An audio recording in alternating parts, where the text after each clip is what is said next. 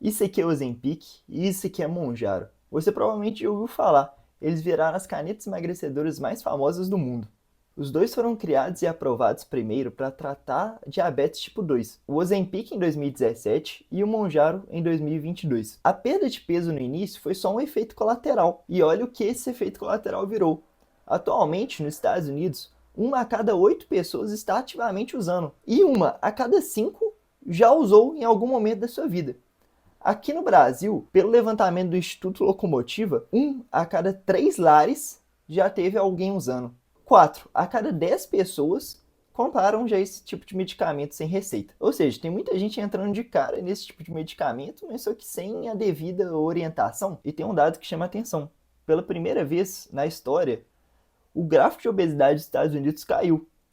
E coincidentemente é onde que essas canetas mais popularizaram que é atualmente. E o mais doido de tudo é que essas canetas começaram com o veneno de um largato. Muita gente injeta toda semana e não faz ideia disso. Vem comigo que eu te conto. Muita gente pensa que essas canetas derretem gordura, no sentido que você injeta e ela simplesmente desaparece. Não é assim que funciona. A caneta não derrete nada. O que ela faz, na verdade, é muito mais inteligente. Ela age no seu cérebro e no seu intestino para mudar simplesmente uma coisa: a sua fome. Você sente menos vontade de comer, se satisfaz com menos e, consequentemente, ingere menos caloria. E o emagrecimento é consequência disso. No final das contas, a gordura vai sair pelo mesmo caminho, pelo déficit de caloria. Ninguém derreteu nada. Então guarda essa frase, que ela é uma das principais do vídeo. A caneta não vai derreter gordura, ela vai reduzir sua fome.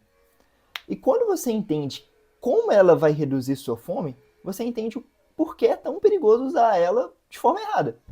Quando você come, seu intestino não libera um hormônio só. Ele libera vários, cada um com sua função. Grelina, insulina, colecistocina, peptídeo YY e por aí vai. Mas para essa história, o que te interessa é um deles, o GLP-1. Pensa no GLP-1 como um mensageiro que seu corpo solta quando você come. E aqui está o ponto que quase ninguém explica.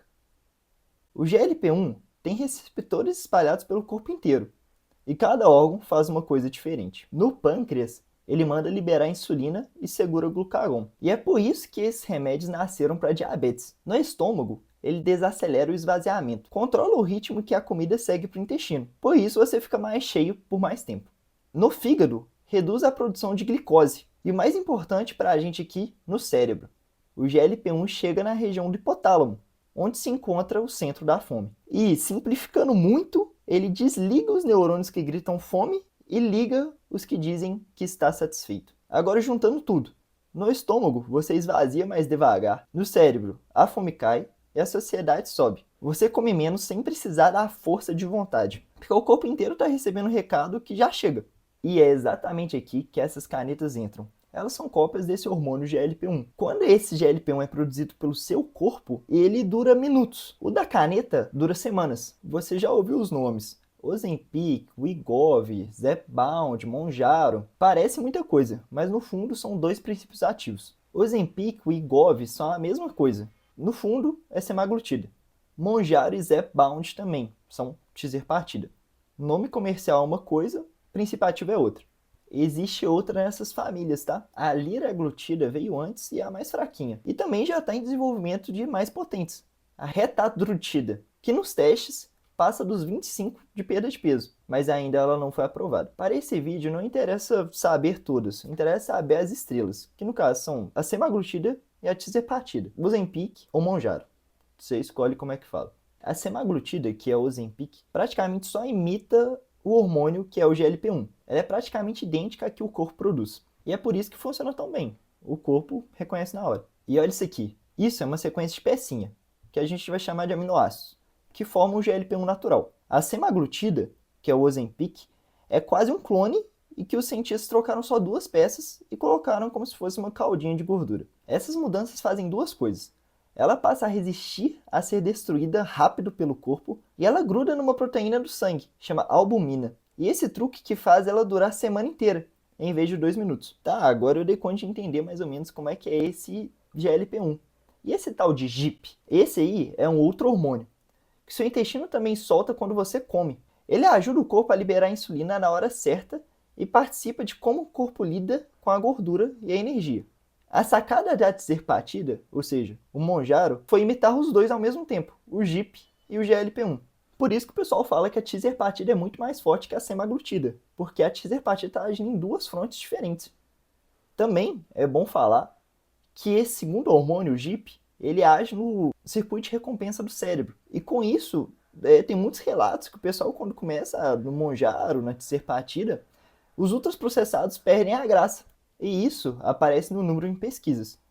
Tem um estudo que colocou os dois cara a cara, 751 pessoas. A semaglutida fez perder, em média, 13,7% do peso. A tizerpatida, 20,2%. Alguns pontos percentuais a mais, mas só que para alguém que pesa 100 quilos é uma diferença enorme. E dá para ver isso num gráfico só. Semana após semana, as duas linhas descem e a semaglutida chega perto dos 14%. E a tizerpatida vai mais fundo, batendo os 20%. Mesmo estudo, mesma regra. Ou seja, as duas funcionam muito bem. A tizerpatida entrega um pouco mais por ter essas duas frontes. Mas segura essa informação. Falar que ela é mais potente não significa que ela vai ser melhor para todo mundo. Isso tem que ser individualizado e quem vai decidir isso, para qual caminho seguir, vai ser o médico. E agora, quanto que isso custa aqui no Brasil? Em média, os números atuais variam entre 1.000 e 2.500, variando da dose e de qual medicação que você está pegando por mês. É caro? Sim.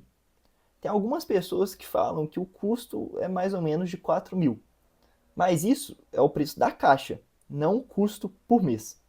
E os planos de saúde, em geral, não vão comprar esse medicamento para emagrecimento. Mas isso está mudando agora. A patente da semaglutida aqui no Brasil expirou. A justiça negou o pedido para estender ela. E o que acontece quando a patente cai? Ela abre portas para os genéricos tomarem conta do mercado. A AMS lançou a primeira semaglutida produzida aqui no Brasil, a Ozivy. E pelas informações disponíveis na internet, o preço vai partir de uns R$ 450 a caneta, cerca de 30% mais barato que a importada. E no SUS, por enquanto travado. A comissão que organiza o que entra e o que sai do SUS, a Conitec, ainda não recomenda para o tratamento de obesidade por considerar caro demais. E guarda esse ponto. O preço alto é o que empurra muita gente para o mercado paralelo. E calma aí que eu vou trazer nesse vídeo. Lembra do largato que eu falei lá no início? Então, em 1992, um médico chamado John Eng estudava o veneno de um largato do deserto americano, que aqui no Brasil a gente chama de monstro de Gila. Esse bicho tem uma característica esquisita. Ele passa semanas sem comer e mesmo assim mantém o açúcar no sangue estável. No veneno dele, Eng acha uma substância, a exendina 4, que era muito parecido com o nosso GLP-1, mas com uma vantagem gigantesca, que durava horas em vez de 2 minutos.